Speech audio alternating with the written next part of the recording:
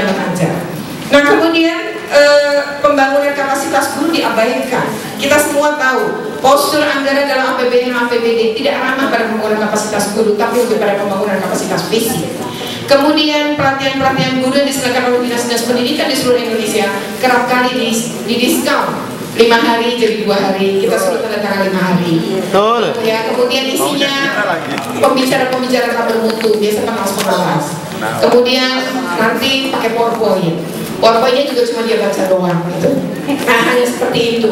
Tapi kemudian kita suruh tanda tangan 5 hari. Dan herannya guru-guru mau juga gitu kan. Nah, kemudian ada seminar 1 hari dari jam 8 sampai jam 17, tapi jam 12 sudah pulang. Itulah yang terjadi. Nah, waktu pelatihan yang kerap kali dipotong itu sudah menunjukkan bahwa tak ada keseriusan membangun kapasitas guru. Kapasitas guru itu tidak bisa disuruh membangun kapasitasnya sendiri, tapi harus dibangun oleh sebuah sistem. Kemudian kesejahteraan guru rendah. Dari data yang diperoleh FSGI di Pandeglang, masih ada guru honor dibayar 60.000, masih ada guru di Tangerang dibayar 125.000 per bulan. Bahkan di Jakarta masih ditemukan guru dibayar 150.000 per bulan. Sementara 400.000 dari APBD DKI Jakarta hanya khusus untuk guru honor di sekolah negeri, yaitu 400.000, dan itu pun jauh dari UMR Jakarta. Minimnya sarana dan prasarana penunjang, mana ada buku berkualitas seperti Bu Jaga katakan tadi. Ini menunjukkan bahwa minim buku berkualitas, minim penunjang, minim banyak hal, dan itu kan tadi jalan terjal, jalan yang dilakukan itu kita tidak sama, tapi kemudian ini mau diseragamkan. Sistem barangkali sudah banyak dibahas tadi, saya tidak akan bahas. Tidak ada daya dukung bagi pembangunan budaya ilmiah pada guru. Tidak ada diskusi rutin, ya tidak ada kepala sekolah itu mewajibkan guru membaca dan lain-lain. Tidak ada. Sehingga memang betul ini guru itu ya terus stagnan pada posisi awal yang dia lulus kuliah. Nah, pengamatan pelaksanaan KTSP yang gagal katanya 2006 ini, sekolah kan selama ini hanya copy paste dari yang ada turunannya dari dinas pendidikan atau dari kementerian, itu kemudian di copy paste. Nah, ini kenapa metode tidak beranjak dari ceramah? Kenapa terjadi itu? Karena sebenarnya guru tidak bisa mengimplementasikan, karena tematik integratif tidak pernah dilatih.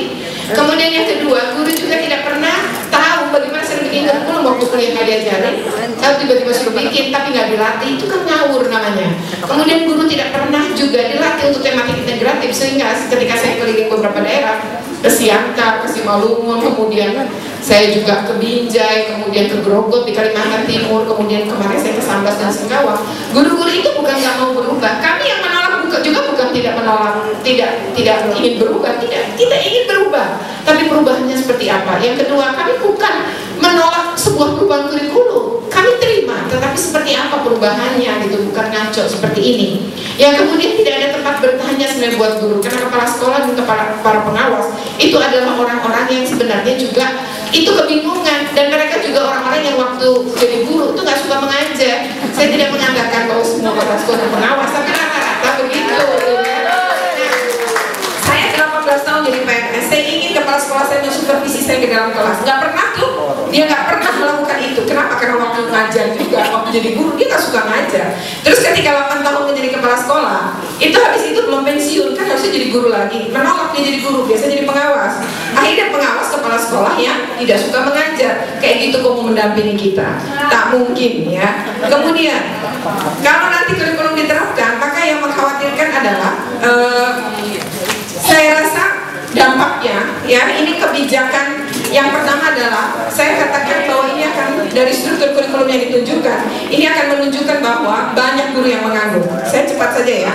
Kebijakan menghapus mata pelajaran di beberapa jenjang ini akan mengakibatkan para guru kehilangan pekerjaan, kemudian kehilangan kesempatan berkarir dan kesempatan mengembangkan pengetahuannya.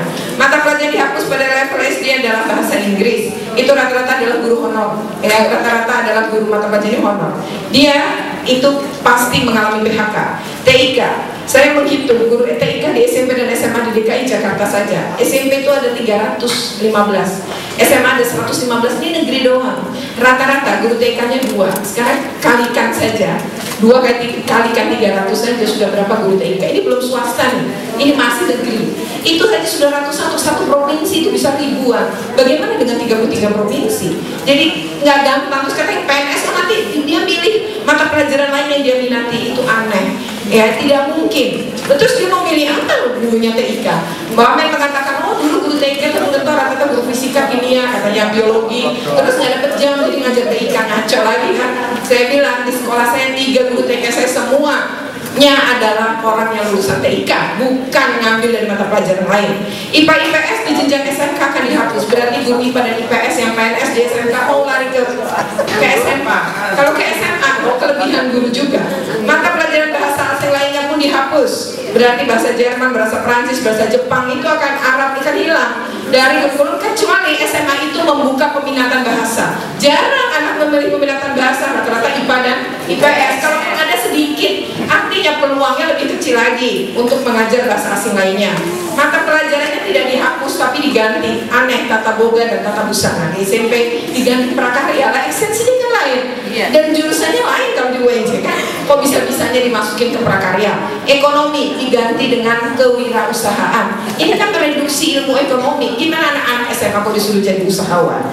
Ya ini udah makin kacau kan. Mata pelajaran yang dikurangi jalannya bahasa Inggris, katanya mau bersaing dengan era begini, kok malah bahasa Inggrisnya dikurangi 180 menit menjadi 90 menit. Di sekolah saya guru bahasa Inggris 6, berarti nanti hanya dibutuhkan 2, yang 4 kemana? Pindah ke sekolah lain, sekolah lain juga kelebihan guru bahasa Inggris.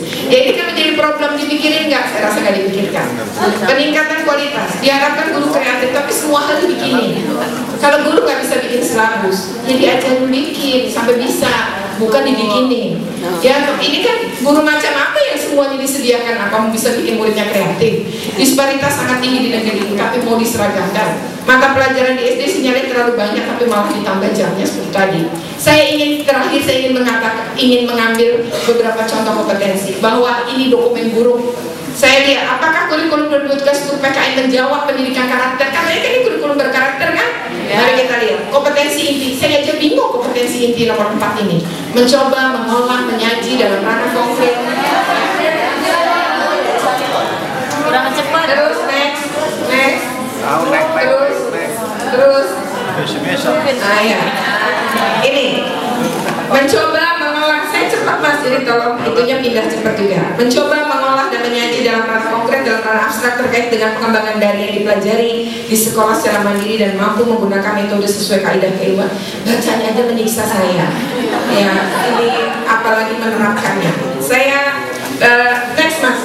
Saya kasih contoh. Ini kelas 10. Mengolah informasi, coba bayangkan kompetensinya. Mengolah informasi faktual dan konseptual terkait berbagai kasus penyimpangan terhadap pasal-pasal Undang-Undang 45 dari masa ke masa. Pasal yang mana? Undang-Undang dasar yang mana? Kita ada 4 kalau dari masa ke masa. Ini kok kayak lagu dari masa ke masa. Kemudian yang ini kan udah gak jelas kan ini saja. Menyajikan makalah tentang sistem hukum dan peradilan. Menurut saya ini lebih tepat kegiatan pembelajaran daripada KD. Kemudian mengamati dan bersiap diri. Udah mengamati, bersiap diri lagi ya. Untuk apa? Mengantisipasi ancaman atas tantangan, hambatan, gangguan. Ya, kompetensi bersiap diri dan mengantisipasi ancaman itu nanti penilaiannya kayak apa ya? Ini saya agak bingung ya. Saya guru PKN, jadi saya agak bingung dengan ini. Mengolah informasi kompleksitas sistem kekuasaan. Apa yang dimaksud dengan kompleksitas sistem kekuasaan? Menyajikan hasil kajian tentang perilaku kewarganegaraan yang mencerminkan komitmen. Kajian perilaku, menyajikan hasil kajian perilaku kewarganegaraan. Perilaku yang mana? Kan banyak perilaku kewarganegaraan. Gemblungkan ini yang nyusun. KD kelas 11 menganalisis kandungan nilai kebernegaraan. Emang nilai kebernegaraan apa? Nggak pernah saya temukan ini definisi nilai kebernegaraan. Kemudian menganalisis berbagai strategi. Yang berikutnya menyajikan hasil kajian secara argumentatif konstitusional tentang berbagai kebijakan publik sesuai dengan amanat pembukaan 45. Kebijakan publik yang mana? Tentang apa? Kebijakan publik kan banyak yang minta ampun. Siapa yang ngeluarin? Mau DPRD apa? SMK ke legislatif. Kemudian yang mana? Kalau memang itu arahnya ke eksekutif, berarti apa? Ini pemerintah daerah tingkat 1, tingkat 2 apa? Gila ini, KD ini gila. Kemudian kelas 12, coba perhatikan. Mengajukan solusi pemecahan masalah dengan menggunakan argumentasi sosial kultural. Sudah sosial kultural, argumentasi lagi, kasus pelanggaran HAM. Ini nulis buku bukunya aja saya bingung. Berulang-ulang ini apa yang mau saya tulis saja nggak tahu.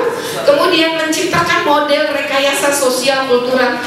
Ini kok apa sebuah ini model rekayasa sosial kultural itu gimana ya, anak-anak menjadi model rekayasa sosial kultural, saya nggak ngerti.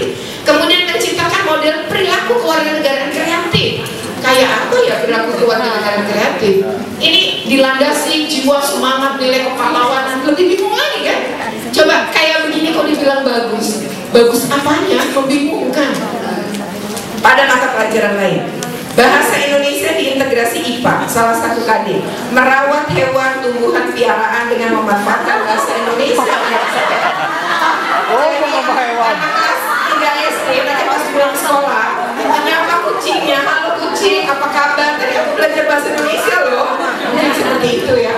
Atau memeluk tumbuhan, aku cinta padamu, begitu ya, mungkin gitu ya. Kemudian bahasa Indonesia untuk SMP, bersyukur atas karunia Tuhan Yang Maha Esa, bahasa Indonesia jadi bahasa persatuan. Kompetensi bersyukur kayaknya tepat di agama daripada di bahasa Indonesia. Matematika dipenuhi dengan unsur kompetensi kepatuhan, patuh terhadap bilangan ini, patuh terhadap rumus ini, patuh. Matematika itu logika dan kemerdekaan berpikir, kok suruh patuh. Kemudian mengancam kekritisan, lebih gila lagi pada fisika. Pada fisika kelas 10 Bapak Ibu boleh lihat nanti dokumennya. Ada kejadian bumi, tetapi itu dilihat dari berbagai ayat-ayat suci. Jadi berbagai kitab suci, berdasarkan Kristen, berdasarkan Katolik, berdasarkan Islam, berdasarkan Hindu, Buddha, yang ada Konghucu doang. Nah bayangkan itu kalau saya guru fisika, ketika bicara Injil saya bingung juga, kan saya yakinnya Al-Quran. Nah bagaimana mau memperdebatkan kitab suci, memperdebatkan Tuhan, siapa yang berani? Ini kan menumpulkan daya kritis, jadi ini parah. Berikutnya kompetensi dasar saya, karena ini waktunya habis ya, menunjukkan kesadaran hak dan kewajiban yang saya merahin ya. Toleransi terhadap berbagai perbedaan dalam masyarakat majemuk sebagai gambaran menerapkan nilai matematis, hasil persamaan dan pertidaksamaan linear. Oh bagaimana itu? Ini kan gila. Kemudian kimia, berperilaku disiplin dengan meniru elektron yang selalu beredar menurut lintasannya. Manusia disuruh meniru elektron, aneh ya. Jadi mata pelajaran saya agak bingung ya, dalam kompetensi semacam ini kok dianggap hebat. Bapak Ibu itu isinya ya. Nah terakhir saya ingin mengatakan kunci keberhasilan implementasi ini, Menteri di paparan di mana-mana, silahkan cek PowerPoint Pak Menteri. Dia mengatakan dengan gamblang bahwa keberhasilan kurikulum ini disebutkan yang pertama kali adalah ketersediaan buku. Jadi memang cukup ketersediaan buku, sukseslah kurikulum ini. Jadi udah jelas ini proyek buku ya, makanya nilainya 1,2 triliun. Apakah dokumen kurikulum sudah selesai dibuat? Sampai sekarang belum. Pak Wamen sendiri dalam media terakhir mengatakan buku 7 kali diganti, berarti kurikulum 7 kali dokumennya ganti. Nah ini kan tanda mereka tak siap. Kesimpulannya, guru tidak siap melaksanakan kurikulum 2013. Kami yakin di lapangan seperti itu. Meski Pak Menteri tidak menganggap saya sebagai pemain inti ya. Nah berulang kali juga dalam beberapa di televisi pihak kementerian selalu menganggap saya sebagai aktivis, bukan guru. Padahal saya jelas-jelas PNS. Jadi dia meragukan saya guru yang mengajar 24 jam. Karena guru menurut dia nurut, dia apa-apain aja nurut. Kalau enggak memang aktivis begitu. Berikutnya bagi saya kurikulum ini tidak menjawab persoalan bangsa terkait ancaman disintegrasi, berbagai kekerasan, korupsi dan lain-lain sebagaimana ada di dalam rasionalisasi dan di dalam dokumen lain disebutkan. Konsep 4 pilar memang dimasukkan, namun tidak sistematis, tidak komprehensif, bahkan cenderung main tabrak. Yang terjadi konsep berpikir anak menjadi bingung. 5 tahun ke depan kurikulum dilaksanakan, anak kita gak jelas menjadi warga negara seperti apa. PKN juga sulit diukur, tidak jelas tujuannya yang dicapai setiap jenjang. Dan yang paling mengenaskan, kurikulum 2013 mengancam, membunuh daya kritis siswa dan guru. Oleh karena itu, mari kita tolak. Ya, demikianlah tadi pemaparan dari Bu Retna yang sangat luar biasa, mengkritisasi tentang masalah kurikulum 2013. Bukan dari aspek kebijakannya saja, tapi